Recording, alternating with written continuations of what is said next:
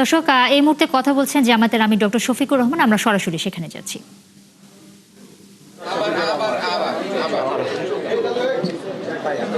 আসসালামু আলাইকুম ওয়া রাহমাতুল্লাহ। সবাইকে শুভেচ্ছা। কেমন আছেন সবাই? আলহামদুলিল্লাহ।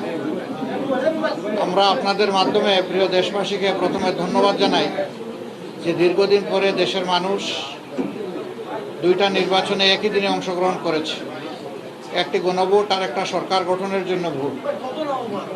তা আমরা যতদূর জানতে পেরেছি, সংস্কারের জন্য যে গণভোট ছিল সেই গণভোটের পক্ষে হা ভোট বেশি পড়েছে। এই জন্য আমরা দেশবাসীকে আন্তরিক মোবারকবাদ জানাই। যদিও অফিসিয়ালি এটা ডিক্লেয়ার করা হয় নাই, শেষ পর্যন্ত কি হয় সেটা আমরা দেখার অপেক্ষায় আছি।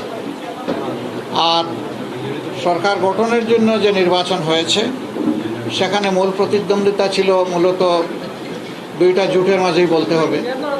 আমরা অংশগ্রহণ করেছি। নির্বাচনের প্রক্রিয়া যখন শুরু হয়েছে তখন থেকে শুরু করে আমরা আমাদের কার্যক্রম চালিয়েছি। আমাদের যারা প্রতিদ্বন্দ্বী ছিলেন তারা তাদের কার্যক্রম চালিয়েছে।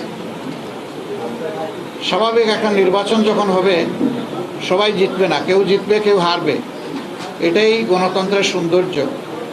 আমাদের দেশে কিছু সংস্কৃতি আছে, আমরা এই সংস্কৃতিকে পাল্টানোর পক্ষে।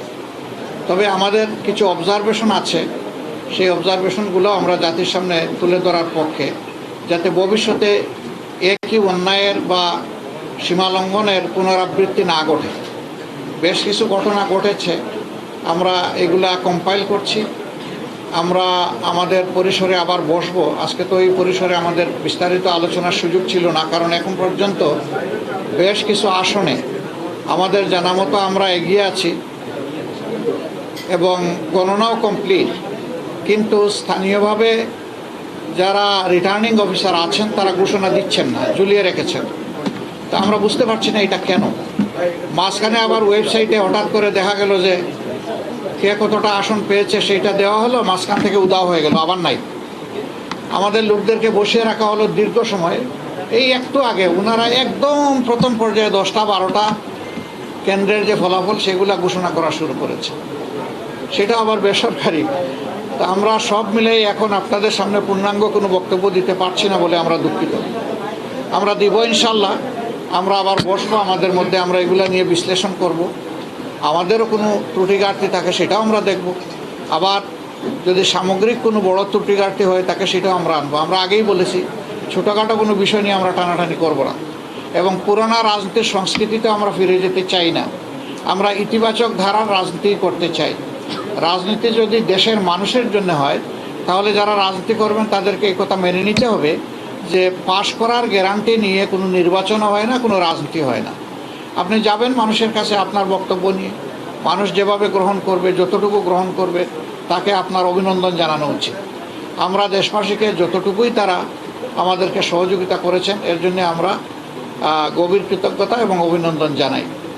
আর আমরা আশা করছি যে খুব দ্রুতই সরকার তার অফিসিয়াল রেজাল্ট পাবলিশ করার সাথে সাথে আমরা আবার আপনাদেরকে কষ্ট দেব। তখন আমরা আমাদের চূড়ান্ত দৃষ্টিভঙ্গি জাতিকেও জানিয়ে দেব, আপনাদেরকেও জানিয়ে দেব।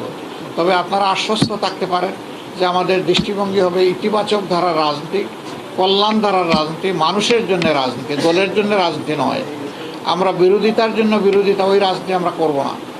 আমরা কোরআনের একটা মূলনীতি আছে, তাওয়ানু আলাল বিররি ওয়াত তাকওয়া ওয়ালা তাওয়ানু আলাল ইসমি ওয়াল উদওয়ান, যে তোমরা ভালো কাজে সহযোগিতা করো, আর কাজটা যদি মন্দ হয়, অকল্যাণকর হয়, তাহলে তোমরা তার বিরোধিতা করো অথবা তোমরা সহযোগিতা থেকে বিরত থাকো।